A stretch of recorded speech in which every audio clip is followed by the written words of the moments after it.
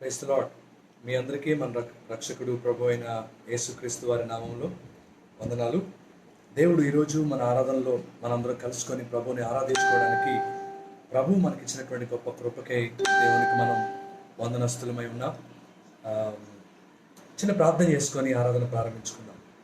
ప్రేమ కనికరం కలిగిన మా ప్రియ పరలోకపు తండ్రి, నీ ఘనమైన అత్యున్నతమైనటువంటి నామానికి వందనాలు, స్తుతులు, స్తోత్రాలు చెల్లిస్తున్నాను. అయినా ఇప్పటికే కొంత ఆలస్యమైంది, అయినప్పటికీ ఈరోజు తండ్రి దేవ మరి రాని ఆరాధించుకోవడానికి మమ్మల్ని ఇలా సమకూర్చి ఒక చోట మీరు చేర్చి తండ్రి దేవ ఈ పేజ్లో, జీసస్ ప్రేయర్ హాల్ పేజ్లో ఇలా మిమ్మల్ని గణపరచుకోవడానికి మాకు ఇచ్చినటువంటి గొప్ప కృపకై నీకు వందనాలు. దేవాన్ని ప్రత్యేకమైన సన్నిధి మాకు తోడుగా ఉంచండి. ఈరోజు మేము పాడుకునే పాటల్లో మీ సన్నిధి మాకు తోడుగా ఉంచి స్తోత్రాలు కనుక మా స్తుతి ఆరాధనలు మీరే స్వీకరించి మీ నామానికే మహిమ, ఘనత, ప్రభావాలు ఆరోపించుకోమని ప్రార్థన చేస్తున్నాను. ఇప్పటికే ఎంతో ఆతృతతో బిడ్డలందరూ ఎదురు చూస్తున్నారు నాయన. దేవ సమయానికి మమ్మల్ని అందరినీ కూడా ఈరోజు సమకూరుస్తున్నారు, ఒకరినొకరు తీసుకొస్తున్నారు. ఇంకా ఎవరైతే దేవా మరి సిద్ధపడుతున్నారో వారందరూ కూడా త్వరగా జాయిన్ అవ్వడానికి మీరే కృప చూపండి. ఈరోజు ఈ లైవ్ పేజ్ అంతా మాకు ఎంతో ఆశీర్వాదకరంగా చేసి దేవ ఒక శ్రేష్టమైనటువంటి ఉద్దేశంతో మాతో మీరు మాట్లాడి మమ్మల్ని బలపరిచి మమ్మల్ని ఆయుధపరిచి శక్తితో మమ్మల్ని నింపమని, ఈ సమయాన్ని మాకెంతో దీవెనకరంగా చేయమని యేసు నామంలో అత్యంత వినయంగా అడిగి బ్రతిమాలి వేడుకుంటున్నాము తండ్రి, ఆమేన్. మరొకసారి మీ అందరికీ వందనాలు. దేవుడు తన ఉన్నతమైనటువంటి కృపలో మనల్ని ఎంతవరకు బలపరిచి తన సురక్షితమైనటువంటి కృపలో కాచినందుకు దేవునికే మహిమ, ప్రభావములు కలుగును గాక. ఎంతోమంది రాలిపోతున్నారు, ఎంతోమంది హాస్పిటల్స్లో ఉన్నారు, ఎంతోమంది రకరకాల వ్యాధుల చేత, బాధల చేత పట్టుబడుతున్నారు. కానీ దేవుడు నిజంగా తన కృప చేత మనల్ని దాచి ఇంతవరకు తన సురక్షితమైన కృపలో భద్రపరిచి తన అమూల్యమైనటువంటి రక్తం చేత మనల్ని కడిగి ముద్రించి ఏ శోధనలో, ఏ కీడులో పడకుండా దేవుడు మనల్ని కాపాడుతున్నాడు. అందుని బట్టి దేవునికి మనం రుణస్థులమై ఉన్నాం. ఏమాత్రం ఆలస్యం చేయొద్దు. మీరు అందరూ ఒకరి తర్వాత ఒకరు వస్తున్నారు. మీ అందరికీ వందనాలు. Praise the lord. మనం ఆరాధనలో ముందుకు వెళ్ళిపోతాం ఏమాత్రం ఆలస్యం చేయకుండా. ఒకవేళ మీకు వస్తే మీరు నాతో కలిసి పాడండి, లేకపోతే ప్రతి వచనానికి రెండోసారి మనం పాడుతూ ఉంటాం కాబట్టి రెండోసారి నేర్చుకోవడానికి ప్రయత్నం చేయండి. ఓకే. ప్రేమతో నిన్ను ఆరాధింతుము ప్రియుడా నా యేసయ్య అనే పాట పాడుతున్నాను.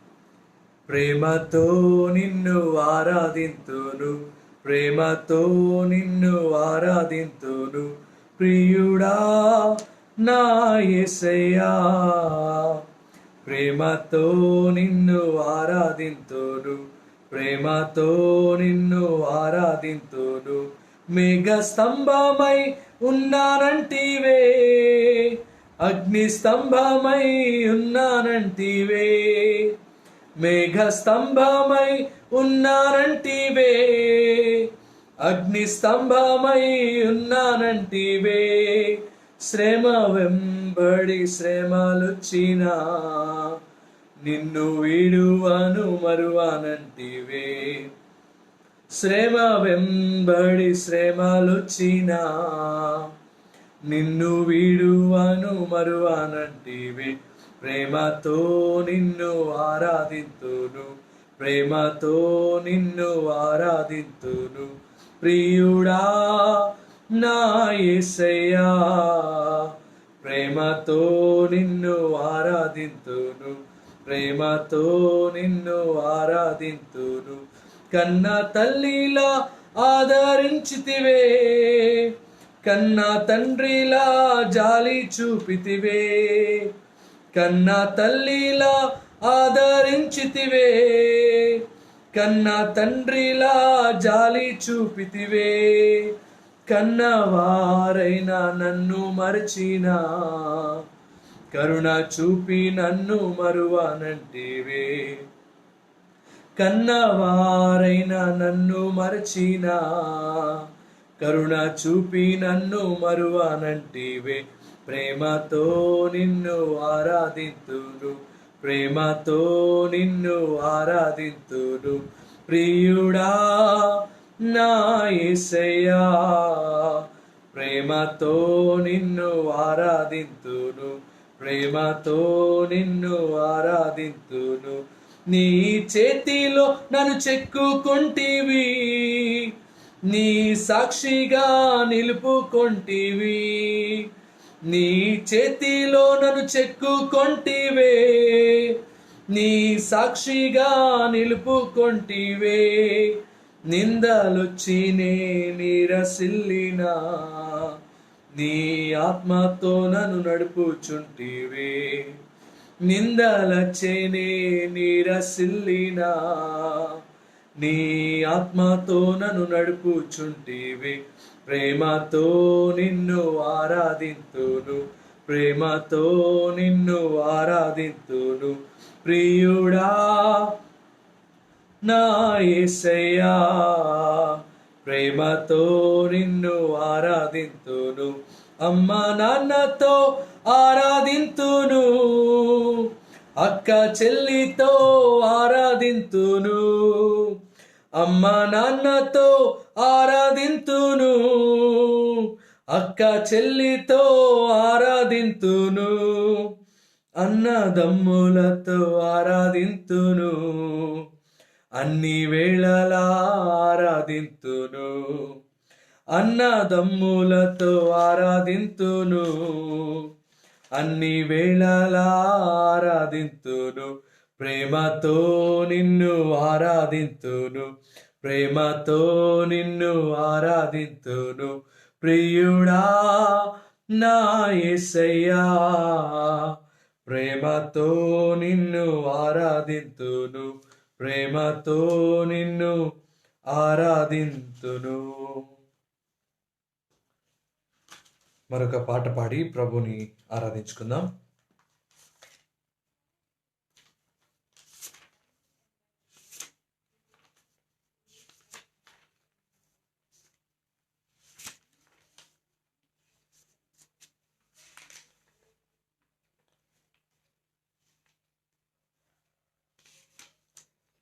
మన పాటల పుస్తకంలో నుండి 32వ పాట పాడుకుందాం. నీవుంటే చాలు నాకు యేసయ్యా, బ్రతుకంతా హాయిగా నడిపెదనేనయ్యా. నీవుంటే చాలు నాకు యేసయ్యా, బ్రతుకంతా హాయిగా గడిపెదనేనయ్యా. ఆదరించు వాడవు, ఆదుకొను వాడవు, సేద తీర్చువాడవు, స్వేచ్ఛనిచ్చువాడవు. ఆదరించువాడవు, ఆదుకొను వాడవు, సేద తీర్చువాడవు, స్వేచ్ఛనిచ్చువాడవు. నీవుంటే నీవుంటే నీవుంటే చాలు నాకు యేసయ్యా, బ్రతుకంతా హాయిగా గడిపెదనేనయ్యా.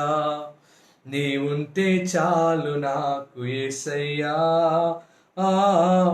బ్రతుకంతా హాయిగా గడిపెదనేనయ్యా. బలహీన సమయములో నా కృప చాలంటివే, విశ్వసించిన చాలు విజయంబు నీదంటివే. బలహీన సమయములో నా కృప చాలంటివే, విశ్వసించిన చాలు విజయంబు నీదంటివే. నీవుంటే చాలు నాకు యేసయ్యా, బ్రతుకంతా హాయిగా గడిపెదనేనయ్యా. నా హృదయముని ఆలయమని అంటివే, నాలోన నివసించే గొప్పవానిగా ఉంటివే. నా హృదయముని ఆలయమని అంటివే, నాలోన నివసించే గొప్పవానిగా ఉంటివే. నీవుంటే చాలు నాకు యేసయ్యా, బ్రతుకంతా హాయిగా గడిపెదనేనయ్యా. నీవుంటే చాలు నాకు యేసయ్యా, బ్రతుకంతా హాయిగా గడిపెదనేనయ్యా. చిన్న ప్రార్థన చేసుకుందాం వాక్య పరిచర్యలకు వెళ్లే ముందు. ప్రేమగల మా తండ్రి, కృపగల మా దేవ, కనికర సంపన్నుడా, దయామయుడా, కొద్దిసేపు మేము నిన్ను పాడి స్తుతించుకోవడానికి మీరు ఇచ్చిన గొప్ప కృపకై నీకు వందనాలు. మిమ్మల్ని ఆరాధించుకుంటున్నాం, స్తుతించుకుంటున్నాం, గణపరుచుకుంటున్నాం, కీర్తించుకుంటున్నాం, మహింపరుచుకుంటున్నాం. నీవే ఉన్నతుడు అని, ఉన్నతమైన స్థలముల్లో వసించువాడవని, కృపాసత్య సంపూర్ణుడు అని, ప్రేమ స్వరూపు అని నేను ఆరాధించుకుంటున్నాను నాయన. నీ వంటి వారి లోకంలో ఎవ్వరూ లేరు తండ్రి. దేవా, ఎంతో భయంకరమైన పరిస్థితులు మన చుట్టూ సంభవిస్తున్న దేవా నాయన, ఇంతవరకు మమ్మల్ని మీరు కాపాడారు. ఇంతవరకు మీ ఆరోగ్యాన్ని మాకు ఇచ్చారు. ఇంతవరకు మీ శక్తితో మమ్మల్ని నింపారు. ఇంతవరకు మీ క్షేమంతో మమ్మల్ని కాపాడుతున్నారు. అందును బట్టి నీకు స్తోత్రాలు. మీ సురక్షితమైన కృపలో ఈరోజు వాక్యాన్ని మేము వింటూ ఉండగా దివ్యమైనటువంటి సంగతులు మాకు వివరించండి తండ్రి. నీ వాక్యం మా బాధల్లో మాకు నెమ్మదినిస్తుంది. నీ వాక్యము జుంటె తేనె దారల కంటే మధురమైనది. నీ వాక్యము అది ఎటువంటి ఖడ్గము కంటే పదునైనది. నీ వాక్యము సుత్తి వంటిదని, నీ వాక్యము ఎటువంటి బండనైనా బ్రద్దలు చేస్తుందని భక్తుడు అన్నాడు. నిజమే తండ్రి, మా జీవితాల్లో నీ వాక్యం చేత మమ్మల్ని తృప్తిపరుస్తూ నింపుతూ ఇంతవరకు ఈ కరోనా టైంలో కూడా, ఈ లాక్డౌన్ టైంలో కూడా, ఈ కరోనా వ్యాప్తి చెందుతూ భయంకరంగా విజృంభిస్తున్న ఈ సమయంలో కూడా నీ సురక్షితమైన హస్తాల్లో మమ్మల్ని భద్రపరుస్తూ కాపాడుతున్నందుకు నీ స్తోత్రాలు. మేము బ్రతుకున్నామంటే నీ కృప నాయన. మేము ఆరోగ్యంగా ఉన్నామంటే నీ కృప తండ్రి. మేము క్షేమంగా ఉన్నామంటే నీ కృప నాయన. కష్టాలు, కన్నీళ్లు, బాధలు, ఇరుకులు, ఇబ్బందులు మా జీవితాల్లో కలిగిన పోరాటాలు తండ్రి, శ్రమలు, సుడిగుండాల్లో మేము చిక్కుకున్నాను ఆయన. ఎప్పటికప్పుడు చాలిన నీ కృపను మాకు దయచేస్తున్నందుకు నీకు స్తోత్రాలు. కొద్దిసేపు మీ వాక్యాన్ని ధ్యానించుకోబోతుండగా తండ్రి, నన్ను కూడా మీరు బలపరచండి. నీ శక్తితో నన్ను నింపండి. నీ బిడ్డలకు అర్థమయ్యే రీతిలో తేటగా నీ వాక్యాన్ని వివరించడానికి సహాయం చేయండి దేవా. ఏ ఆటంకాలు రానివద్దు, ఎవరికి తండ్రి ఇంటర్నెట్ ప్రాబ్లమ్స్ రానివద్దు. అందరూ శ్రద్ధగా నీ మాటలు వినడానికి మీరే మీ కృప దయచేయమని ప్రార్థన చేస్తున్నాను. మీ శక్తితో, బలంతో నింపి, మీ ఆరోగ్యంతో మమ్మల్ని నింపి, మీ శ్రేష్టమైనటువంటి కృపను మాకు దయచేసి ఏ విధమైన కీడుకు మేము సంభవించకుండా మీరే మాకు సహాయం చేయమని, అన్ని కీడు నుండి మమ్మల్ని తప్పించి మీ సురక్షితమైన కృపలో మమ్మల్ని భద్రపరిచి ఏ ఆపద రాకుండా మాకు సహాయం చేయమని, ఈరోజు ఇంత సమయాన్ని, ఇంత చక్కటి సమయాన్ని ఇచ్చారు. ఇప్పటి వరకు తండ్రి 7 కుటుంబాలను మీరు తీసుకొచ్చారు. ఇంకా చాలా మంది ఇంకా జాయిన్ అవ్వాల్సి ఉంది నాయన. ప్రతి కుటుంబము జాయిన్ అయితే ఎంత బాగుంటుందో. అందరూ జాయిన్ అయ్యి నీ వాక్యం విని నీలో బలపడడానికి మీరే మీ కృప మాకు దయచేయమని సహాయం చేయండి. యేసు నామములో అత్యంత వినయంగా అడిగి బ్రతిమాలి వేడుకుంటున్నాము తండ్రి, ఆమేన్. మరొకసారి మీ అందరికీ వందనాలు. దేవుని వాక్యాన్ని మనం ధ్యానించుకుంటున్నాం. మరి సరైనటువంటి సిద్ధపాటు అనే అంశం మీద మనం మాట్లాడుకుంటూ వస్తున్నాం. అనేక దినాలుగా మరి శ్రమల్లో, అలాగే విశ్వాసంలో, నీతిలో, పరిశుద్ధతలో మనం దేవుని రాకడ కొరకు, లేకపోతే ఈ అంత్య దినాల్లో దేవుడు ఎప్పుడు మనల్ని తన రాజ్యానికి పిలుచుకుంటాడో మనకు తెలియదు. కాబట్టి మనం పరలోక రాజ్యానికి ఎప్పుడు సిద్ధంగా ఉండాలని, బుద్ధి లేని కన్యకల వలె కాకుండా బుద్ధి కలిగినటువంటి కన్యకలను పోలి మనం దేవుడు ఎప్పుడు పిలిస్తే అప్పుడు ఆయన రాజ్యానికి చేరుకోవడానికి మనం సిద్ధంగా ఉండాలని అంశం మీద మనం మాట్లాడుకుంటూ వస్తున్నాం. సిద్ధపాటు అనే అంశం మీద ఈరోజు ఒక ప్రత్యేకమైన రీతిలో నేను మీతో మాట్లాడడానికి ఇష్టపడుతున్నాను. మనందరి దగ్గర బైబిల్ ఉంటే తిప్పండి, మీ దగ్గర బైబిల్ ఉంటే తిప్పండి. పేతురు రాసినటువంటి మొదటి పత్రిక 2వ అధ్యాయము 9వ వచనం. పేతురు రాసిన మొదటి పత్రిక 2వ అధ్యాయము 9వ వచనం.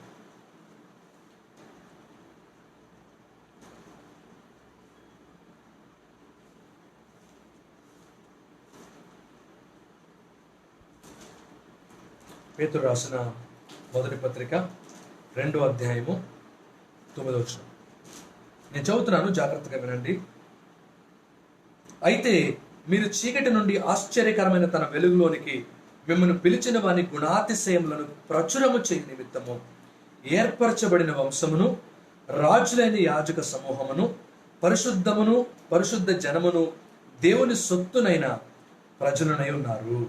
జాగ్రత్తగా వినండి, మరొకసారి చదువుతాను. అయితే మీరు చీకటిలో నుండి ఆశ్చర్యకరమైన తన వెలుగులోనికి మిమ్మల్ని పిలిచిన వాని గుణాతిశయములను ప్రచురము చేయు నిమిత్తము ఏర్పరచబడిన వంశము. ఇక్కడ చీకటిలో నుండి ఆశ్చర్యకరమైనటువంటి వెలుగులోనికి మనం పిలువబడ్డాము అనేది number 1. We are the called out once.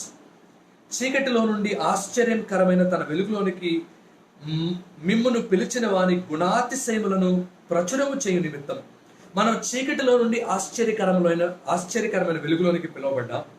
ఎందుకు పిలువబడ్డాం అంటే దేవాతి దేవుని యొక్క గుణాతిశయములను ప్రచురము చేయడానికి పిలువబడ్డాం.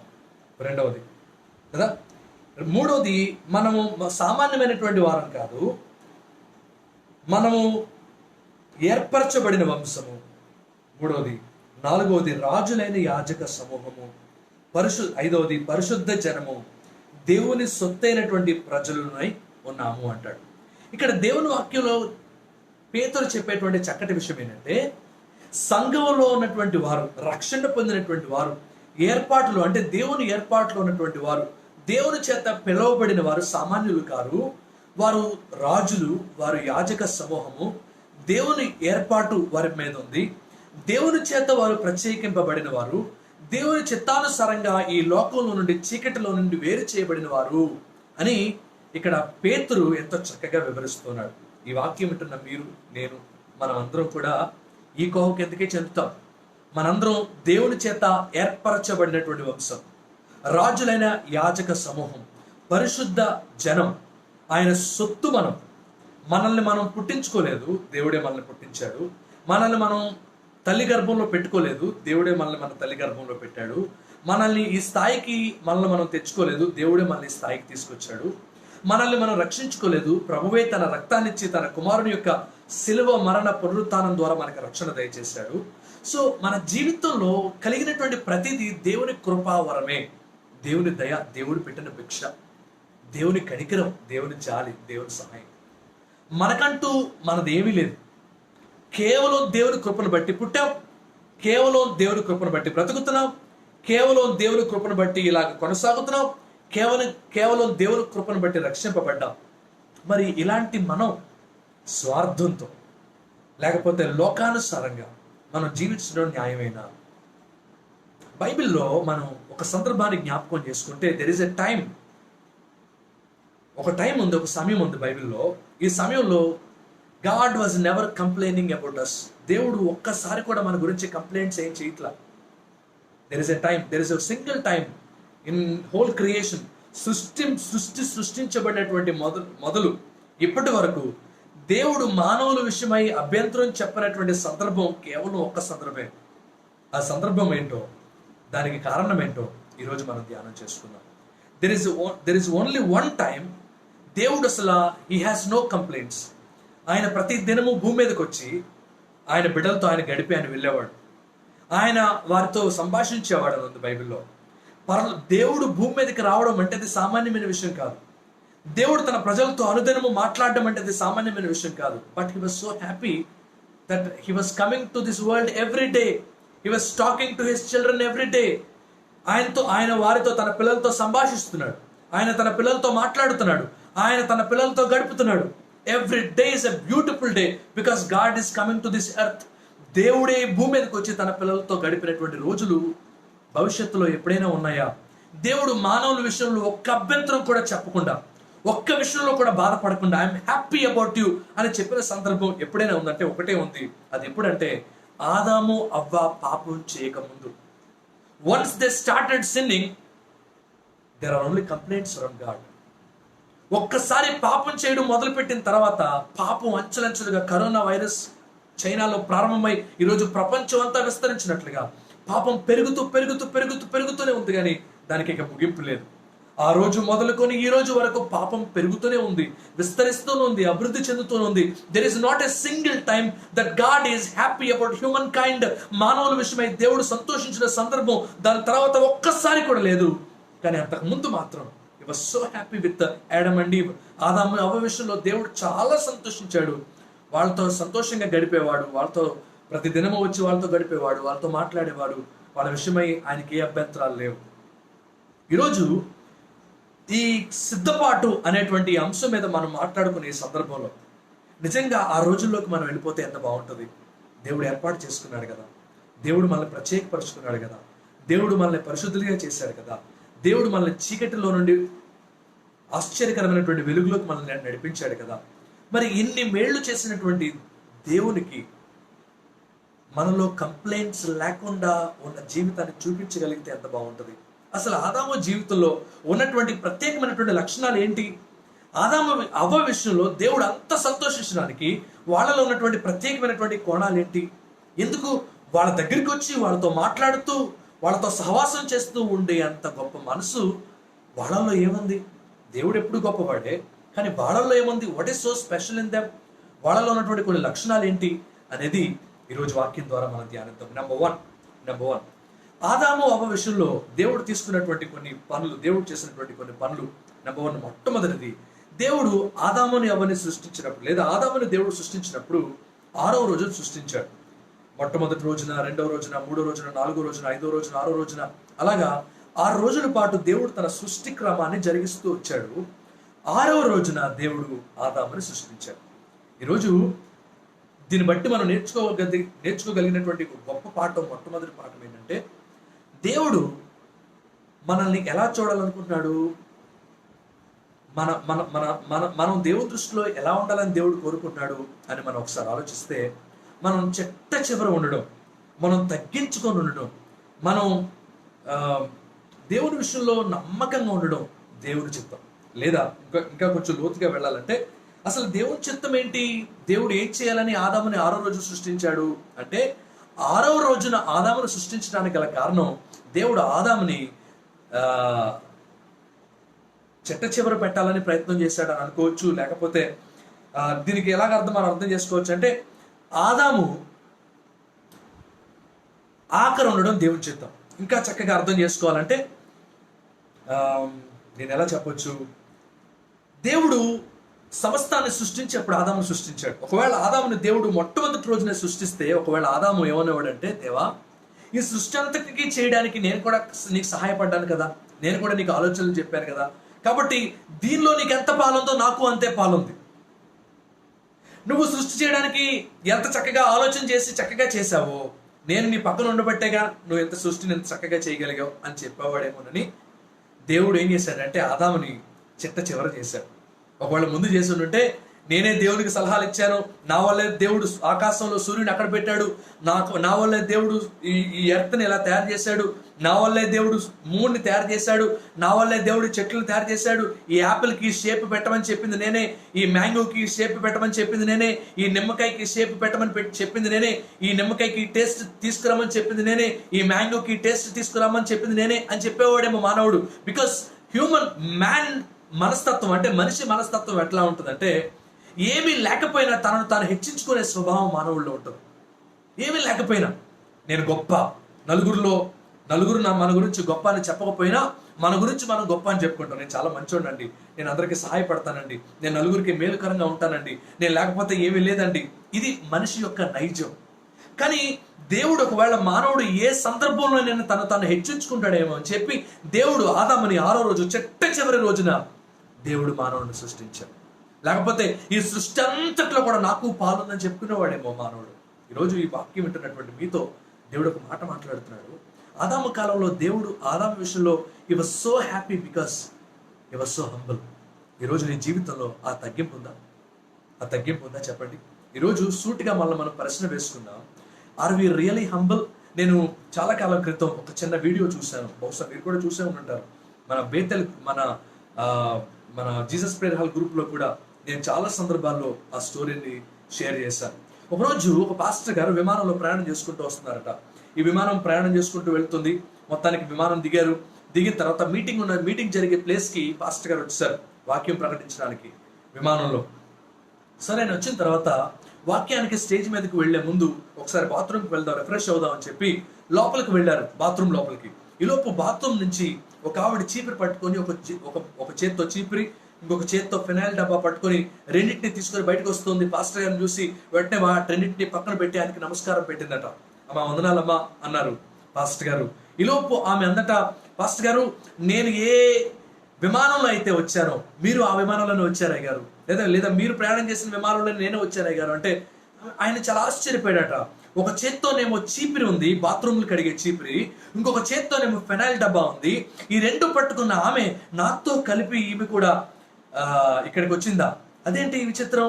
అవునా అమ్మా, ఎక్కడికి వచ్చున్నారో నేను చూడలేదమ్మా, నేను గుర్తుపట్టలేదు, మీరు నాకు తెలియదు కదా అంటే ఆమె చెప్పిందట, పాస్టర్ గారు, నేను మీరు ప్రయాణం చేస్తున్నటువంటి విమానంలోనే వచ్చాను, కానీ నేను ప్యాసింజర్గా రాలేదు, నేను పైలట్గా వచ్చానని చెప్పిందట.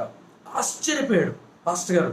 అదేంటమ్మా, నువ్వు పైలట్వై ఉండి ముందొచ్చి ఇప్పుడు ఒక చేత్తో చీపురు పట్టుకొని ఒక చేత్తో ఫెనాయిల్ డబ్బా పట్టుకొని నువ్వు బాత్రూమ్లు కడుగుతున్నావా?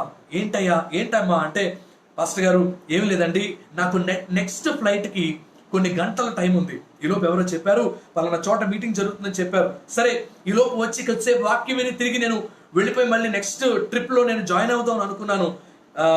ఈ లోపు నేను ఇక్కడికి వచ్చిన తర్వాత బాత్రూమ్స్ చూస్తే చాలా బ్యాడ్గా ఉన్నాయి, చాలా చిరాగ్గా ఉన్నాయి. అందుకే నేనేం చేశానో తెలుసా, ఒక చీపురు పట్టుకొని ఫినాయిల్ డబ్బా పట్టుకొని శుభ్రంగా కడుగుతున్నాను అన్నట. ఆమె ఒక విమానం నడిపే పైలట్కి నెలకు సరిపడా ఆదాయం ఎంతో తెలుసా? దగ్గర దగ్గర 7 లక్షల నుండి 10 లక్షల దాకా ఒక పైలట్కి, ఒక మంచి ఇంటర్నేషనల్ పైలట్కి వస్తూ ఉంటాయి. పోనీ అనుకుందాం, ఒక 5 లక్షలు అనుకుందాం. నెలకి 5 లక్షలు సంపాదించే ఆ సహోదరి చీపురు పట్టుకొని ఫినాయిల్ డబ్బా పట్టుకొని బాత్రూమ్స్ బాలేదని కడుగుతూ ఉంది. కనీసం మన మనసు ఎలాంటిదంటే, కనీసం మందిరంలో ఎవరైనా పొరపాటున ఒక కాగితం పడేస్తే దాన్ని తీయలేని మనసు మంది.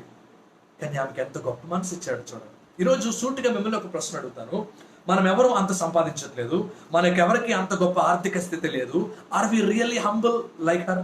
ఒకవేళ మీరే వచ్చారు మందిరంలోకి, ఎవరో మన జీసస్ ప్రేయర్ హాల్లో వెనకాల ఉన్న బాత్రూమ్ ఎవరో పాడు చేశారు, దాన్ని చూశారు, విపరీతమైన దుర్వాసన వస్తుంది, అరే ఇంకా ప్రజలు ఎవరు రాలేదు, ఈ లోపు ఇది కంపు కొడుతుంది, దీన్ని మనం శుభ్రం చేద్దాం అనుకునే మనసు మీకు నిజంగా ఉందా?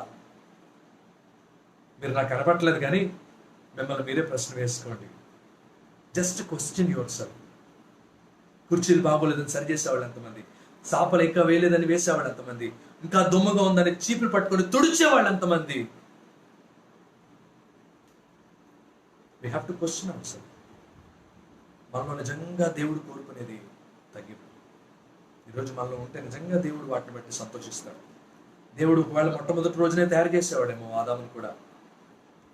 ఆదాము హెచ్చించుకోవాల్సిన ఆలోచన ఉంటుంది అనుకుంటే, కానీ దేవుడు చివరి రోజులు తయారు చేయడానికి గల కారణం, దేవుడు ఆదాము తగ్గించుకోవాలని కోరుకున్నాడు. ఈరోజు ఈ వాక్యం వింటున్న ప్రియ సహోదరుడా, are you ready to humble yourself? నీ జీవితంలో నువ్వు తగ్గించుకుంటున్నావా? నేను ఒక మాట చెప్పిన, ఎవరు తగ్గించుకుంటారో వారు హెచ్చింపబడతారు, ఎవరు హెచ్చించుకుంటారో వారు తగ్గించబడతారు. 113వ కీర్తనలో ఒక చక్కటి మాట ఉంది. 113వ కీర్తన మీరు కానీ తీయగలిగితే అక్కడ ఒక మాట ఉంది, యెహోవా నేల నుండి, 8వ వచనం, యెహోవా నేల నుండి దరిద్రులను లేవనెత్తువాడు, పెంట కుప్ప మీద నుండి బేదలను పైకెత్తువాడు, ఆయన సంతులేని దాన్ని ఇల్లాలుగాను కుమారుల సంతోషము గల తల్లిగాను చేయను. ఆయన పెంట కుప్ప మీద నుండి బేదలను పైకి లేపుతాడు. ఆయన గర్విష్ఠులను అందులో నుంచి దించేస్తాడు ఏదో ఒక రోజున.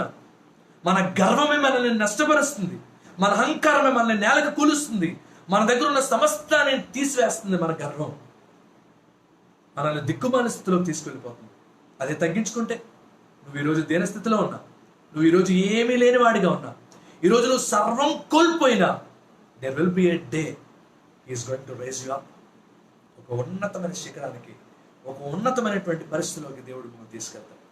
ఈరోజు నువ్వు కష్టాలు పడవచ్చు, ఈరోజు నువ్వు బాధలు పడవచ్చు, ఈరోజు ఇంట్లో తినడానికి లేకపోవచ్చు, ఈరోజు నీకు ఏదో ఒక బలహీనత నీకు ఉండొచ్చు. But there is a day that he is going to raise you up. నువ్వు తగ్గించుకుంటున్నావా? ఒకసారి ప్రశ్న చేసుకో. రెండవది, ప్రాముఖ్యంగా మనం చూస్తే, దేవుడు సమస్తమును సిద్ధపరిచి, అప్పుడు దేవుడు 6వ రోజున ఎవరు సృష్టించాడు? ఆదాము సృష్టించాడు. రెండవ పాఠం ఏంటంటే, దేవుడు నిన్ను పుట్టించక ముందే, నీ తల్లి గర్భంలో నువ్వు పడక మునిపే, అసలు సృష్టి రూపింపబడక మునిపే, నీ పట్ల నా పట్ల కూడా ఒక గొప్ప ప్రణాళిక వేశాడు.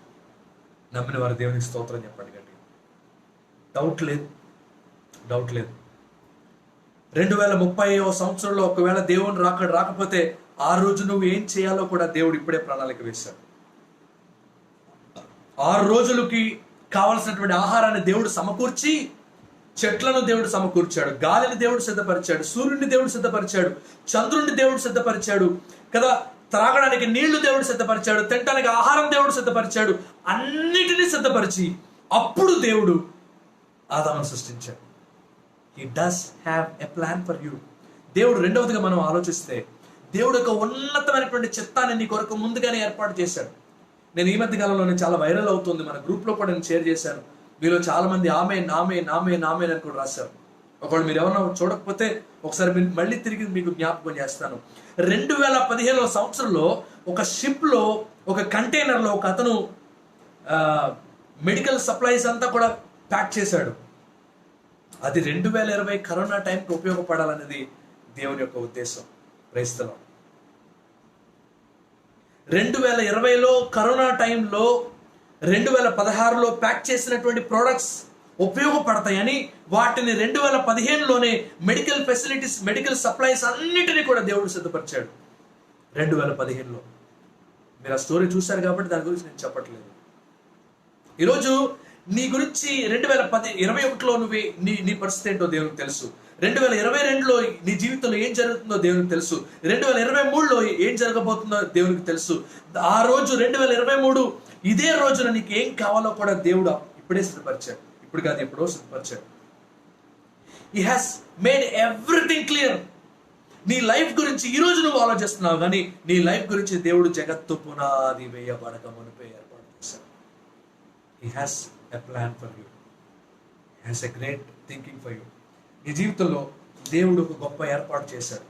ఏమండి, బైబిల్లో ఒకసారి మనం జ్ఞాపకం చేసుకుంటే, యోసేపు ఐగుప్తు దేశం వెళ్ళిన తర్వాత అక్కడ కొన్ని సంవత్సరాల పాటు చెరసాల్లో ఉన్న తర్వాత యోసేపుని పరిపాలిస్తున్నటువంటి ఫరోకి కళ వచ్చింది. కానీ యోసేపు కాలంలో ఫరోకి కళ రావాలని, ఆ కళ ద్వారా యోసేపు ఫరో దగ్గరికి వెళ్ళాలని, అక్కడ తర్వాత యోసేపు ఒక గొప్ప ప్రధానమంత్రి అవ్వాలని దేవుడు ముందే నిర్ణయించాడు. ఇదంతా దేవుని ఏర్పాటు. ఒకవేళ నీ జీవితంలో నువ్వు కృంగిపోతున్నావేమో, ఒకవేళ నీ జీవితంలో నువ్వు నలిగిపోతున్నావేమో, నా జీవితం ఎందుకు ఎదగట్లేదు, నేను ఎందుకు ఇలాగే ఉంటున్నాను, నా బ్యాంక్ బ్యాలెన్స్ పెరగట్లేదు, అందరూ ఇల్లు కట్టుకుంటున్నారు, అందరి జబ్బులు పెరుగుతున్నాయి, అందరి పరిస్థితి మారుతుంది, కనీసం ఒక పాకలో ఉండేవాళ్ళు రేకుల షెడ్లోకి వెళ్తున్నారు, రేకుల షెడ్లో ఉండేవాళ్ళు బిల్డింగ్లోకి వెళ్తున్నారు, బిల్డింగ్లో ఉండేవాళ్ళు ఇంకా పెద్ద మేడలు కడుతున్నారు, నా ఆర్థిక స్థితి ఎందుకు మారట్లేదు, నా ఆత్మస్థితి ఎందుకు మారట్లేదు అని నువ్వు అనుకుంటున్నావు. కానీ he has a plan for you. కొంతమందికి త్వరగా వస్తాయి, కొంతమందికి నిలకడగా వస్తాయి, కొంతమందికి పరలోక రాజ్యంలో ఉంటాయి. మీలో కొంతమంది ఖచ్చితంగా ఈ ఆలోచన ద్వారా వెళ్తున్నారు ఈ సమయంలో, నాకు తెలుసు. Why is my situation like this? ఒక్కసారి సడన్ గా పరిస్థితి మారిపోతే, కష్టాలు వస్తే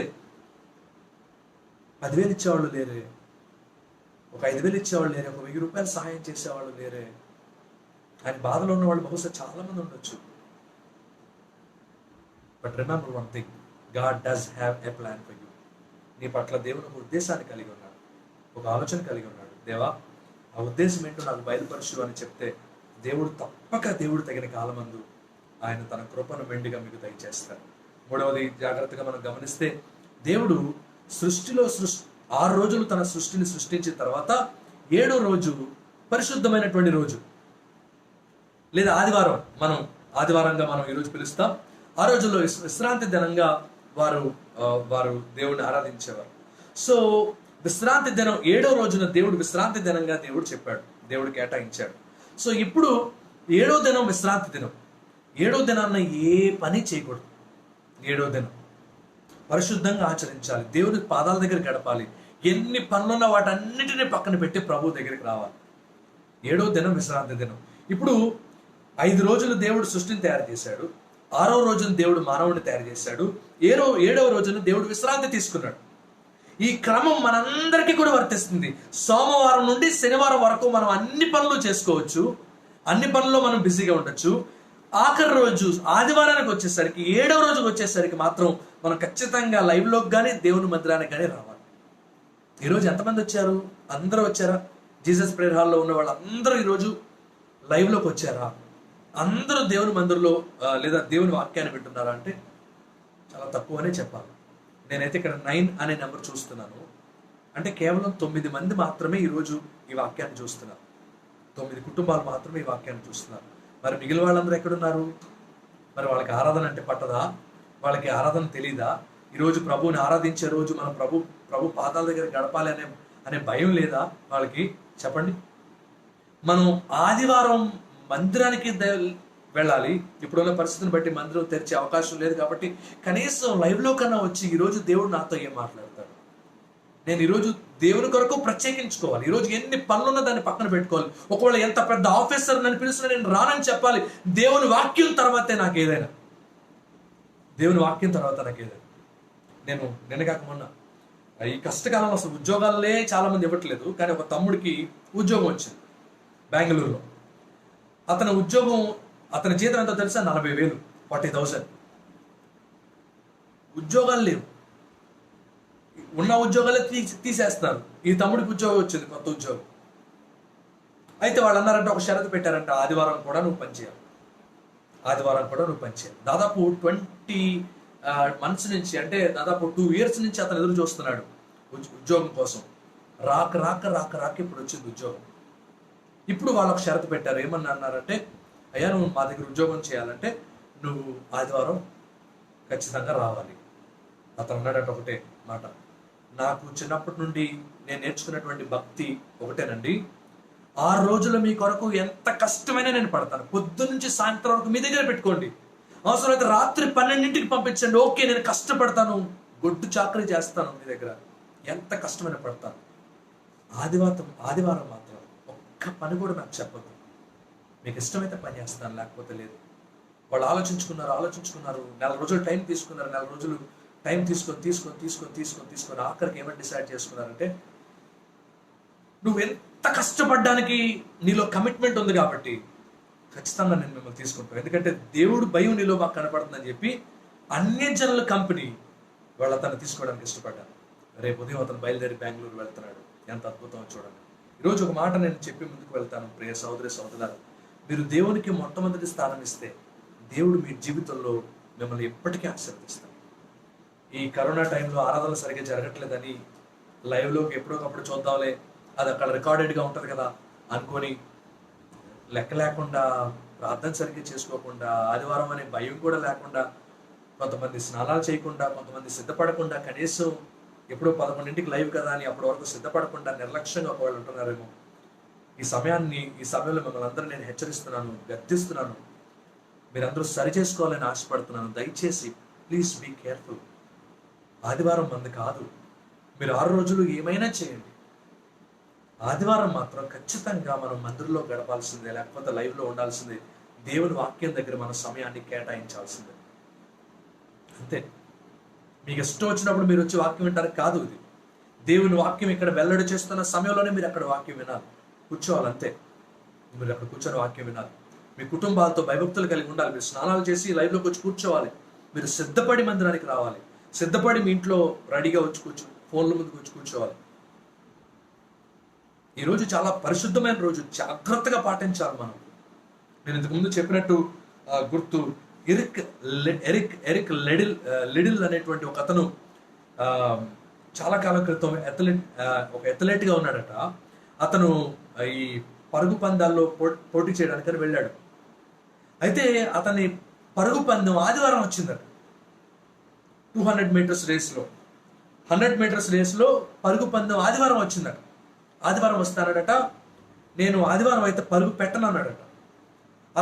అతనికి ట్రైనింగ్ ఇచ్చినటువంటి అతని ట్రైనర్ కానీ, అతని దేశ ప్రజలు కానీ, మన దేశాన్ని రిప్రజెంట్ చేయడానికి నువ్వు ఇక్కడికి వచ్చావు కదా, ఒలింపిక్స్లో ఆడడానికి వచ్చావు కదా, ఇప్పుడు ఆదివారం వచ్చిందని నువ్వు పరిగెత్తకపోతే మన దేశానికి పరువు నష్టం, నీకు పరువు నష్టం, మాకు పరువు నష్టం, నువ్వు పరిగెత్తాల్సిందే అంటే అతను అన్నాడట, మీరు ఏం చేసినా సరే ఆదివారం నేను దేవుణ్ణి ఆరాధించాలి, ఆ రోజు మందిరానికి వెళ్ళాలి, నేను మాత్రం ఆ రోజు పరుగు పెట్టను అన్నాడు.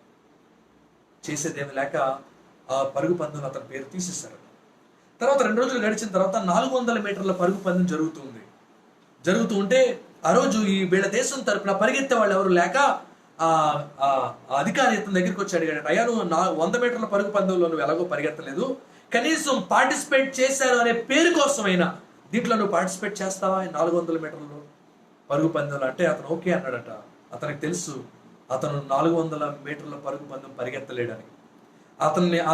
అతని పేరు తీసుకున్నటువంటి అధికారికి కూడా తెలుసు ఇతను కేవలం 100 మీటర్ల పరుగు పందెమే పరిగెత్తగలడు, 400 మీటర్లు పరిగెత్తలేడని అతనికి కూడా తెలుసు. పోటీ ప్రారంభమైంది. దేవుడు ఎంత కృపగలవాడంటే కేవలం ఇప్పటి వరకు ఏ రోజు 400 మీటర్ల పరుగు పందెంలో పోటీ చేయనటువంటి వ్యక్తి 100 మీటర్ల పరుగు పందెంలో పోటీ చేయడానికి, ఒలింపిక్స్ లో పార్టిసిపేట్ చేయడానికి వచ్చిన వ్యక్తి 400 పరుగు పందాల మీటర్ల పోటీలో అతను గోల్డ్ మెడల్ సంపాదించాడు. Praise the lord. ఎందుకు దేవుడు అతను అంతగా హెచ్చించాడు? ఎందుకు దేవుడు అతను అంతగా గణపరిచాడు? ఎందుకు దేవుడు అతను అంతగా ఆశీర్వదించాడంటే ఆదివారానికి ఉన్న ప్రాముఖ్యత అది, దేవుని ఆరాధనకు ఉన్నటువంటి ప్రాముఖ్యత అది. దేవుణ్ణి ఆదివారం ఆరాధిస్తే దానికంటే సాటి అయింది, మేటి అయింది ప్రపంచంలో ఏదీ లేదు. ఈరోజు ఎంత లైట్ తీసుకుంటారంటే చాలా మంది ఆదివారం దేవుణ్ణి ఆరాధించే విషయంలో ఎంత లెక్కలేనితనం అంటే ఏదో ఒక టైంలో వెళ్ళొచ్చులే, చివరిలో వెళ్ళొచ్చులే. కొంతమంది 11 గంటలకి మన ఆరాధన అయితే ఇప్పుడుకో వస్తారు, ముగించే టైం కొంతమంది పరుగున వస్తూ ఉంటారు. అదేమంటే అయ్యా పనులు అవ్వలేదు, వంటలు అవ్వలేదు, లేకపోతే అది అవ్వలేదు, ఇది అవ్వలేదు అని చెప్తూ ఉంటారు. దేవుడి కంటే వంటలు ఎక్కువ, దేవుడి కంటే పనులు ఎక్కువ, దేవుడి కంటే ఇంట్లో ఉన్న ఆ పనులు ఈ పనులు ఎక్కువ మీకు? చెప్పండి. ఆదివారం నాదన్నాడు దేవుడు. నేను తినకపోతే ఒక అరగంట లేట్ అవుద్ది, ఏమవుద్ది? నేను ప్రేమతో మిమ్మల్ని హెచ్చరిస్తున్నాను, దయచేసి.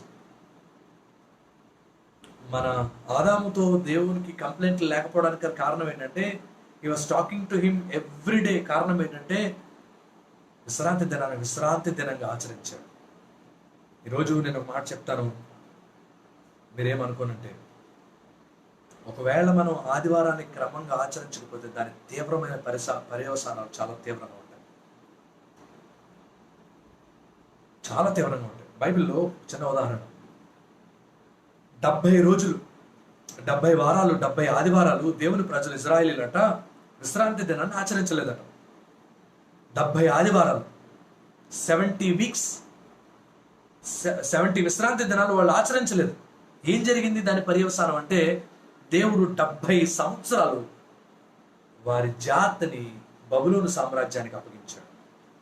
70 ఇయర్స్, 70 వీక్స్ ఆదివారం మానేసినందుకు 70 సంవత్సరాలు దేవుడు ఆ జాతిని అంతటిని చిత్రహింసలు చేశాడు, బబులోను చెరలో ఉంచేవారు. అవసరమా? చెప్పండి. దేవుడు నిన్ను రక్షించుకొని, దేవుడు నిన్ను కాపాడి, దేవుడు నీకు శక్తినిచ్చి, దేవుడు నీకు బలం ఇచ్చి, దేవుడు నీకు ఆరోగ్యం ఇచ్చి, దేవుడు నీకు క్షేమాన్నిచ్చి, దేవుడు నీకు అన్ని సమకూర్చి 6 రోజులు నీ ఇష్టం వచ్చినట్టు నువ్వు పని చేసుకోయ్యా, 6 రోజులు నువ్వు ఇష్టం వచ్చినట్టు పని చేసుకోమ్మా, ఒక్కరోజు నాకు ఇవ్వమ్మా, నా దగ్గర గడిపమ్మా అని అడిగితే మనం దేవునికి ఇవ్వలేకపోతే మనం దేవుడికి తప్పక లెక్క అప్పచెప్పాలి, తప్పక లెక్క అప్పచెప్పాలి. ఇంకొక విషయాన్ని మనం జాగ్రత్తగా చూస్తే, ఆదికాండం 2వ అధ్యాయం 18వ వచనం మనం చూస్తే, ఆదాము విషయంలో 18వ వచనం, మరియు దేవుడిని యెహోవా నరుడు ఒంటరిగా ఉండటం మంచిది కాదు, వాని కొరకు సాటి అయిన సహాయమును వాని కొరకు చేయదు అనుకున్నాను. ఇక్కడ దేవుడు ఆదాముకి సాటి అయిన సహాయాన్ని ఏర్పాటు చేయాలని అనుకున్నాడు. విచారమైన విషయం ఏంటంటే, మనకేం కావాలో మనం అనుకుంటాం. నాకు ఇది కావాలి, అది కావాలి, ఇది కావాలి, లేకపోతే నేను ఇక్కడ ఇల్లు కట్టుకోవాలి, నేను ఇక్కడ స్థలం కొనుక్కోవాలి, లేకపోతే నేను ఆ పనే చేయాలి, లేకపోతే నేను ఈ పనే చేయాలని మనం అనుకుంటాం. కానీ ఆదాము ఎవరిని పెళ్లి చేసుకోవాలో, ఎవరితో ఉండాలో, ఎవరితో తన జీవితాన్ని పంచుకోవాలో నిర్ణయించింది దేవుడు. ఈరోజు మన జీవితంలో కూడా ఏం చేయాలో, ఏం చేస్తే మంచిదో, ఏది చేస్తే క్షేమమో నిర్ణయించాల్సింది దేవుడు కదా.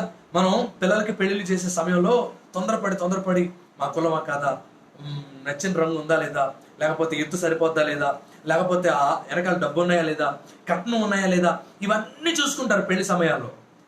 కానీ ఒక విషయం చూసుకోరు, అసలు ఈ అమ్మాయి దేవుని చిత్తమా కాదా, ఈ అమ్మాయిని పెళ్లి చేసుకోవడం దేవుడు ఇష్టపడతాడా లేదా, ఈ అమ్మాయిని పెళ్లి చేసుకుంటే దేవుడు సంతోషపడతాడా లేదా, ఈ విషయాన్ని గురించి చాలా మందికి ఆలోచన ఉండదు.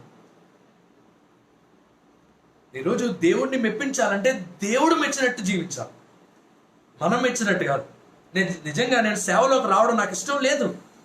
నేను ఉద్యోగం చేయాలనుకున్నాను, మంచిగా వ్యాపారం చేయాలనుకున్నాను. ఒక CEO నన్ను చాలా సందర్భాల్లో, నేను MBA చదివేటప్పుడు నన్ను అడిగేవారు నా faculty members, what is your aim Santosh అని అడిగితే నేను చెప్పేవాడిని, I want to be a CEO of one of the biggest companies in India అనేవాడిని. నేను భారతదేశంలో ఉన్న గొప్ప కంపెనీకి CEO స్థాయికి నేను వెళ్ళాలి అనేవాడిని.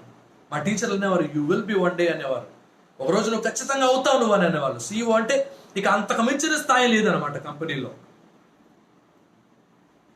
నా ఉద్దేశం సేవ కాదు, కానీ దేవుడు ఈరోజు నన్ను సేవ చేయించుకుంటున్నాడు. ఒకవేళ నీ పట్ల నీ ఉద్దేశం ఏదైతే దేవుడు ఏర్పాటు చేసుకున్నాడో అది నువ్వు చేస్తే నీ జీవితంలో అత్యున్నతమైనటువంటి స్థితికి దేవుడిని తీసుకెళ్తాడు. దేవా, నా పట్ల నీకున్న చిత్తం ఏంటి, నా పట్ల నీకున్న ఉద్దేశం ఏంటి, నా పట్ల నీకున్న ఏర్పాటు ఏంటి, నేను ఏం చేయడం నీ చిత్తం, నేను ఎలా బ్రతకడం నీ చిత్తం, నేను ఏం చేస్తే నువ్వు సంతోషిస్తావు, నేను ఎక్కడుంటే నువ్వు సంతోషిస్తావు, నేను ఏం చేస్తే నువ్వు ఆనందిస్తావు, నేనేం తింటే నువ్వు సంతోషిస్తావు? నా భాగస్వామి ఎవరైతే నువ్వు సంతోషిస్తావు? నేను ఎక్కడ ఇల్లు కట్టుకుంటే నువ్వు సంతోషిస్తావు? అడుగుతారా దేవుని చిత్తం ఏంటో? Are you asking God what his will is in your life? నేను మన బ్రదర్స్లో బ్రదర్ అడిగితే కూడా అదే చెప్పాను. Ask God. ఆయన దిక్సూచండి. ఆయన మాట్లాడే దేవుడు కదా. ఆయన మనతో మాట్లాడతాడు కదా. ఆయన మనకి బోధిస్తాడు కదా. ఆయన మాట్లాడుకుని ఉండడానికి ఆయన రాయి కాదు, రప్ప కాదు కదా. మనం అడిగితే వింటాడు, మాట్లాడమంటే మాట్లాడతాడు, చూడమంటే చూస్తాడు. You will surely look at you. తప్పక నీ జీవితంలో నువ్వేం చేయాలో అది నేను నీకు బయలుపరిచి నిన్ను ఎక్కడ ఉంచాలో అక్కడ ఉంచి నేను అత్యధికంగా హెచ్చిస్తాను. ఇంకొక విషయాన్ని మనం చూస్తే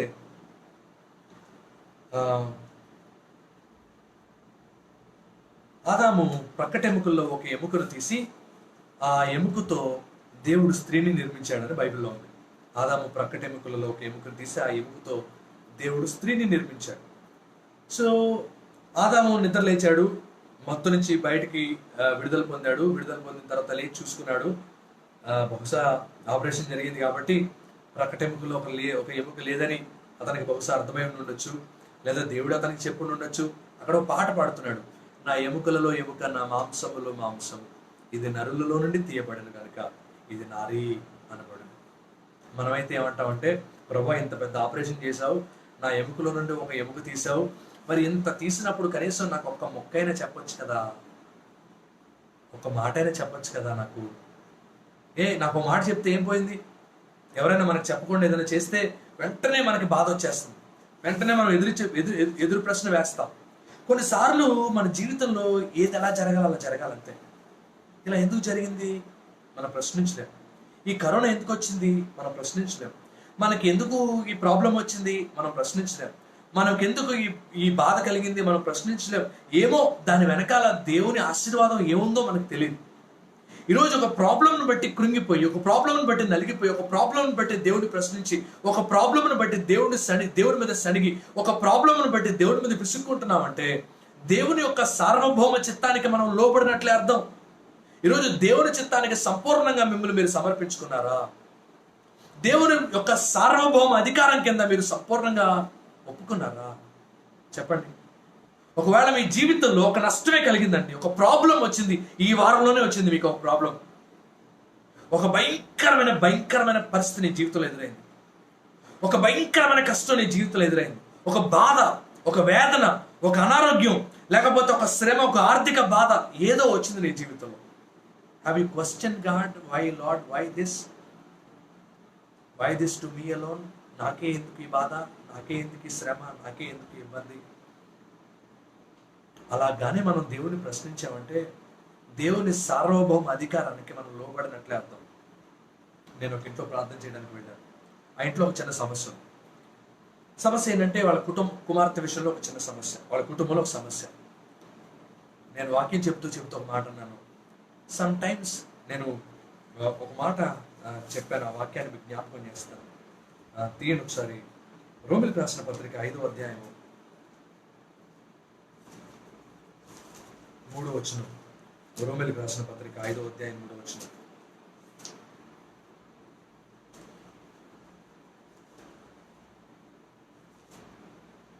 అక్కడ ఏముందంటే,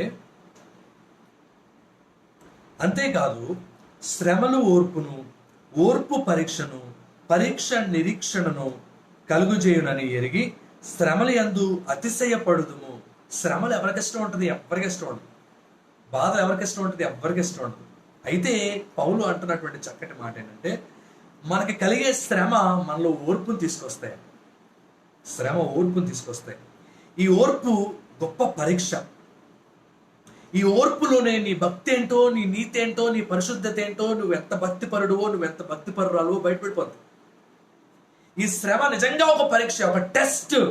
ఎందుకంటే మన భక్తిని కొలిసేది, మన భక్తికి కొలతలు వేసేది శ్రమే. శ్రమ రాకపోతే పరీక్ష ఏది? మనం ఎలా నిరూపించుకుంటాం? మేము నిజంగా నీతిమంతులు అండి, నిజంగా దేవుడిని ప్రేమిస్తున్నామండి, ఎన్ని కష్టాలు వచ్చినా బాధలు వచ్చినా మేము దేవుళ్ళు నిలబడుతున్నామండి అని ఎలా నిరూపించుకుంటాం? శ్రమే కదా. మనకు సహాయపడేది. సో శ్రమ, రెండవది శ్రమ ఓర్పును పుట్టిస్తుంది. ఆ ఓర్పు పరీక్షలను జయించడానికి సహాయపడుతుంది. ఆ పరీక్షలు, మనం రాసినటువంటి ఆ పరీక్షలు మనకు గొప్ప నిరీక్షణ తీసుకొస్తాయి. కింద పైన 2 అని రాస్తుంది, కిందకి రండి శీలము అని రాస్తుంది. శీలము అనే మాటకు ఇంకో అర్థం ఏంటంటే character. Hour true character comes in the times of trouble. నీకు నిజంగా ఓర్పు ఉందా, నువ్వు నిజంగా పరీక్షల్లో గెలవగలవా లేదా అనేది it comes during the time of pain. నీకు శ్రమ కలిగినప్పుడే, నీకు బాధ కలిగినప్పుడే, నీకు ఇబ్బంది కలిగినప్పుడే, నీకు గాయమైనప్పుడే, నీకు దుఃఖం కలిగినప్పుడే పరీక్ష. యూనో, దేవుడి సార్వభౌమ అధికారానికి తల వంచాల్సిందే. కొన్నిసార్లు ఎందుకు అని దేవుడిని ప్రశ్నించలేము. ఒకవేళ ఎందుకు అని దేవుడిని ఒకవేళ ఆదాము ప్రశ్నించి ఉంటే అప్పుడే గెంటేసేవాడేమో ఏదైనా వనంలో నుండి. సంతోషంగా యాక్సెప్ట్ చేశాడు ఆపరేషన్ని, సంతోషంగా తన ముందున్న స్త్రీని యాక్సెప్ట్ చేశాడు, సంతోషంగా నా ఎముకల్లో ఎముక, నా మాంసముల మాంసం, ఇది నరుల నుండి తీయబడిన కనుక దీనికి నారీ అని పేరు పెట్టాడు. Accept how your life will be led. నీ జీవితం ఎలా ముందుకు సాగుతుందో just accept how it is. Never question God. దేవుడిని క్వశ్చన్ చేయడానికి సరిపోవాలి, మనం సరిపోం. కొంతమంది బాగుంటారు, కొంతమంది బాగురు. మనం బాలేదు కదా అని దేవుడిని మనం ప్రశ్నించామంటే అది అవిశ్వాసమే అవుతుంది. సో దేవుని సార్వభౌమ అధికారానికి సంపూర్ణంగా మనం సమర్పించుకోవాలి. దేవుని అధికారానికి మనం ఒప్పుకుంటే మనకి దేవుని కృప ఏదో ఒక రోజు లభిస్తుంది. రోమిలికి రాసిన పత్రిక 8వ అధ్యాయం 28వ వచనంలో ఒక మాట మనం చూస్తాం. దేవుని ప్రేమించిన వారికి, ఆయన సంకల్పం చొప్పున పిలువబడిన వారికి మేలు కలుగుటకు దేవుడు సమస్తమును సమకూడి జరిగిస్తాడు. ఆఖరిగా ఇంకొకటి చెప్పి నేను ముగిస్తాను. దేవుని యొక్క పరలోక రాజ్యానికి సిద్ధపాటు గురించి మనం చూస్తున్నాం. దానిలో ఆఖరిగా అవ్వ, ఆదాము వారు సర్పం వచ్చి వారి దగ్గరికి వచ్చి పండును చూడమని చెప్పే వరకు, పండును తినమని చెప్పే వరకు కూడా వారు పండును తినడానికి ఇష్టపడలేదు, దాని వైపు చూడడానికి కూడా ఇష్టపడలేదు. ఈరోజు మన పరిశుద్ధత ఏ మోతాదులో ఉండాలంటే, మనం పాపం చేయడానికి మాత్రమే కాదు, పాపం చూడడానికి కూడా ఇష్టపడినటువంటి స్వభావం మనలో దేవుడు ఇష్టపడుతున్నాడు. God is expecting you to be so pure that your eyes should be pure, your ears should be pure and your heart should be pure. నీ కళ్ళు పరిశుద్ధంగా ఉండాలి, నీ ఆలోచనలు పరిశుద్ధంగా ఉండాలి, నీ యొక్క చెవులు, నీ సమస్తము కూడా దేవుడు పరిశుద్ధంగా ఉండాలని దేవుడు కోరుతున్నాడు. దేవునికి లోకస్తులు అవసరం లేదు. దేవుని రాకడ వచ్చినప్పుడు దేవుడు ఎలాంటి వారి కొరకు చూస్తాడో తెలుసా? ఆయన కొరకు నిజంగా పవిత్రంగా జీవించిన వారి కొరకు దేవుడు చూస్తాడు. శ్రమల్లో కూడా, బాధల్లో కూడా, ఇరుకుల్లో కూడా, శోధనల్లో కూడా దేవుని కొరకు నీతిగా నిలబడినటువంటి వారి కొరకు చూస్తాడు దేవుడు. నేను ఇంతకు ముందు కూడా చాలాసార్లు చెప్పాను, దేవునికి ఒకవేళ మంచి వ్యక్తులు, జ్ఞానవంతులు కావాలనుకుని ఉంటే దేవుడు శిష్యులను వెతుక్కునే విషయంలో ఆయన ఆక్స్ఫర్డ్ యూనివర్సిటీకి వెళ్ళేవాడు, క్యాంబ్రిడ్జ్ యూనివర్సిటీకి వెళ్ళేవాడు. ఆయన పెద్ద పెద్ద యూనివర్సిటీకి వెళ్ళి అక్కడి నుంచి శ్రేష్టమైనటువంటి వారిని తీసుకునేవాడు శిష్యులుగా. కానీ ఆయన ఎన్నుకునేది సామాన్యుల్ని, చేపలు పట్టేవాడిని, సుంకరులను దేవుడు ఎన్నుకొని వారిని ఏర్పాటు చేసుకొని తన శిష్యులుగా దేవుడు చేసుకున్నాడు. ఈరోజు నువ్వు సామాన్యుడు అని నువ్వు అనుకుంటున్నావు, కానీ నువ్వు పరిశుద్ధంగా జీవిస్తే నువ్వు దేవుని ఏర్పాటులో ఉన్నావని, నీ ద్వారా దేవుడు గొప్ప కార్యాలు జరిగించబోతున్నాడని, నీ ద్వారా అఖండమైనటువంటి కార్యాలు దేవుడు చేయబోతున్నాడని నువ్వు మర్చిపోతున్నావు. దేవునికి కావాల్సింది పవిత్రంగా జీవించేవాళ్ళు, పరిశుద్ధంగా జీవించేవాళ్ళు, శ్రేష్టమైనటువంటి జీవితాన్ని రోషంతో జీవించేవాళ్ళు దేవునికి కావాలి. ఈరోజు అటువంటి జీవితం మనలో ఉందా? ఆదాము అవ్వ పాపం అంటే పండు తర్వాత తిన్నారనుకోండి, తినక ముందు మాత్రం వాళ్ళు కనీసం ఆ పండు వైపు చూడడానికి కూడా వాళ్ళు ఇష్టపడలేదు. సర్పం వచ్చి వారికి చూపిస్తే అప్పుడు వాళ్ళు పండు వైపు చూశారు. అక్కడ బైబిల్లో రాయబడి ఉంది, ఆ పండు అట వాళ్ళ కంటికి రమ్యంగా కనపడిందంట. పాపం ఎప్పుడైనా ఈ లోకంలో మనకి రమ్యంగానే కనపడుతుంది. ఏ పాపం అయినా, దొంగతనం అయినా, వ్యభిచారం అయినా, స్త్రీ అయినా, ఏదైనా సరే రమ్యంగానే కనపడుతుంది. కానీ చివరికి అది మనల్ని గోతులో పడేస్తుంది అనే విషయం మనం మర్చిపోతూ ఉంటాం. చివరికి అది మన జీవితాన్ని సర్వనాశనం చేస్తుంది అనే విషయం మనం మర్చిపోతూ ఉంటాం. ప్రియమైన సహోదరులారా, నేను నా ముగింపులోకి వచ్చాను. ఆదాము అవ్వ పాపం చేయక ముందు వారు తగ్గించుకున్నారు. ఆదాము విషయంలో మనం చూస్తే దేవుని చిత్తానికి లోబడ్డాడు. దేవుని ఏర్పాట్లో ఆదాము ఉన్నాడు.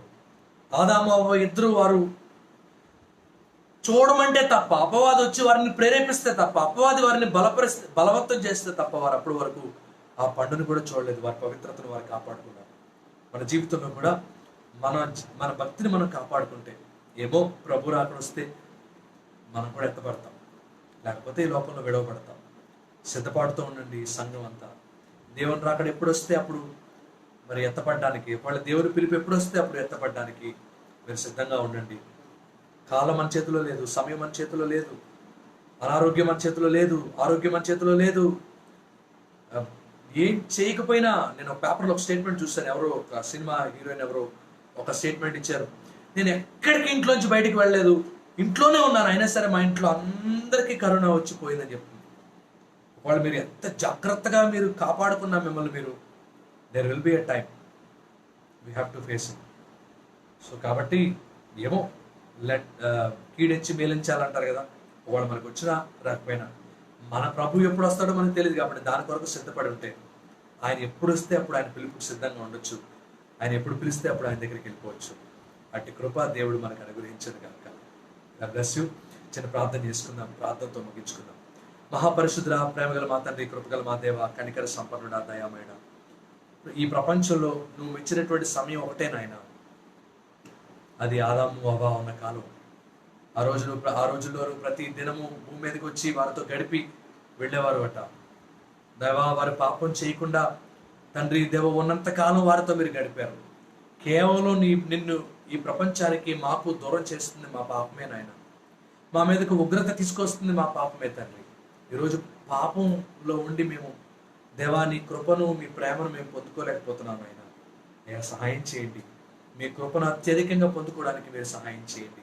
నీ శక్తిని అత్యధికంగా మేము పొందుకోవడానికి మీరు సహాయం చేయండి. నీ ఆరోగ్యాన్ని మేము అత్యధికంగా పొందుకోవడానికి మీరు కృప చూపమని ప్రార్థన చేస్తున్నాం ఆయన. కష్టకాలంలో ఉన్నాం, మీరు అక్కడ ఎప్పుడో మాకు తెలీదు. దుర్దినాల్లో మేము ఉన్నాం, అపాయకరమైన పరిస్థితుల్లో మేము ఉన్నాం. ఎప్పుడు ఏం జరుగుతుందో మాకు తెలీదు. ఏం జరిగినా బుద్ధిగల కన్యకలను పోలి మేము మీ రాజ్యం కొరకు, మీ యొక్క పరలోకం కొరకు సిద్ధపడి, మీ పిలుపు కొరకు మేము సిద్ధపడి ఉండడానికి మీరు కృప చూపండి. ఒకవేళ ఇంకా కొంతకాలం ఆయుషిస్తారా, ప్రైజ్ ది లార్డ్. ఒకవేళ ఇప్పుడే మీరు వస్తారా, దానికి కూడా మేము రెడీ నాయన. ఎప్పుడు మీరు వచ్చినా మేము మీ దగ్గరికి రావడానికి మమ్మల్ని సిద్ధపరిచి, మమ్మల్ని ఏర్పాటు చేసుకొని, మీ రాజ్యానికి మమ్మల్ని చేర్చుకొని, మీ నామానికే మహిమ, ఘనత, ప్రభావాలు ఆరోపించుకోమని ఎందరైతే నీ వాక్యాన్ని విన్నారో వారందరి హృదయాలు మీరు తండ్రి స్థిరపరిచి, సిద్ధపరిచి, నీ వాక్యం చేత వారిని బలపరిచి, ఇదేదో ఈ రోజు వినేసి మర్చిపోవడం కాదు కానీ నాయన, ఈ ఆదివారం వినే వాక్యం వారి జీవితం అంతటికి క్షేమాన్ని కలుగు చేయటకు మీ కృప వారికి దయచేయమని, సహాయం చేసి ప్రతి ఆటంకాన్ని దూరపరచమని యేసు నామములో అత్యంత వినయంగా అడిగి బ్రతిమాలి వేడుకుంటున్నాము తండ్రి. ఆమేన్. మన తండ్రి దేవుని ప్రేమ, కుమారుని యొక్క కృప, పరిశుద్ధాత్మ కలిగిన సహవాసం ఇప్పుడు ఎల్లప్పుడు సదాకాలం డేవిడ్ అంకుల్కి, ఆంటీకి, అలాగే మెర్సీ ఆంటీకి, జీసస్ ప్రియురాలకి, అలాగే కూడి ఉన్న మనందరికీ తోడుగొండి ప్రతి కీడు నుండి తప్పించి సురక్షితమైన దేవుని కృపలో భద్రంగా క్షేమంగా మనల్ని కాపాడుటకు దేవాది దేవుడు తన కృపను మెండుగా ఇప్పుడు ఎల్లప్పుడూ సదాకాలం ఆయన రాకడ వచ్చే వరకు నిత్యం ఆయన కృపలో మనల్ని బలపరిచి, ముఖ్యంగా చంటి గారు బాలేదు, ఆయన కాలని దేవుడు స్వస్థపరిచి సంపూర్ణంగా బాగు చేసి వారిని, వారి కుటుంబాన్ని, అలాగే ఎవరైతే బలహీనంగా ఉన్నారో అందరి కుటుంబాన్ని దేవుడు నిత్యము తన కృపలో కాపాడి ప్రతి కీడు నుండి తప్పించి మనల్ని అందరిని భద్రపరిచి క్షేమంగా నింపును గాక. ఆమేన్. యేసు రక్తమే ఇచ్చే, సిలువ రక్తమే ఇచ్చే వాది కీడు నాశనం ప్రభు యేసు నామములో సంపూర్ణ విజయము కలుగును గాక. ఆమేన్. ఆమేన్. మీ అందరికీ వందనాలు. God bless you all. దేవుడు మిమ్మల్ని అందరినీ దీవించును గాక. దయచేసి చంటి గారి కొరకు ప్రార్థన చేయండి. ఒకవేళ మీరు దగ్గరలో ఉంటే తప్పక ఆయన విజిట్ చేయండి. చిన్న ఆపరేషన్ జరిగింది ఆయనకి, కాలుకి. ఇంకా దేవుడు వారి కుటుంబాన్ని బలపరచాలని వారి కుటుంబం కోసం ప్రార్థన చేయండి. అలాగే పామర్ అంతా చాలా భయంకరంగా ఉందని వింటున్నాను. 250 కేసులు పైబడి ఉన్నాయని చెప్తున్నారు. చాలా మంది బయటికి రావట్లేదని చెప్తున్నారు. చాలా జాగ్రత్తగా ఉండండి. మీకోసం ప్రార్థన చేస్తున్నాం. మీరు, మీ కుటుంబాలు ఎల్లప్పుడూ క్షేమంగా, ఆరోగ్యంగా, హాయిగా ఉండాలని మేము ఎప్పుడు ప్రార్థన చేస్తున్నాం. మీకు ముందు కూడా ప్రార్థన చేస్తూనే ఉంటాం. మీ అనుదిన ప్రార్థనలో మమ్మల్ని కూడా జ్ఞాపకం చేసుకోండి. మీకు ఏ అవసరం ఉన్నా మీరు ఎప్పుడైనా మాకు ఫోన్ చేయొచ్చు. మీకు మేము ఫోన్లో అందుబాటులో ఉంటాం. ఈ మీటింగ్ ఈ లైవ్ అయిపోయిన తర్వాత మీరు మీ ఫోన్స్లో మీ ఫొటోస్ దిగి మాకు షేర్ చేయొచ్చు. మీరు ఎలా ఉన్నా మేము చూస్తాం. మిమ్మల్ని చూడడం ముఖ్యం. దయచేసి మీ ఫొటోస్ మాకు షేర్ చేయండి. God bless you. దేవుడు మిమ్మల్ని, మీ కుటుంబాలని బహు మెండుగా దీవించి ఆశీర్వదించి ఈ కష్టకాలంలో దేవుడు మీకు తోడే ఉండను గాక. God bless you all.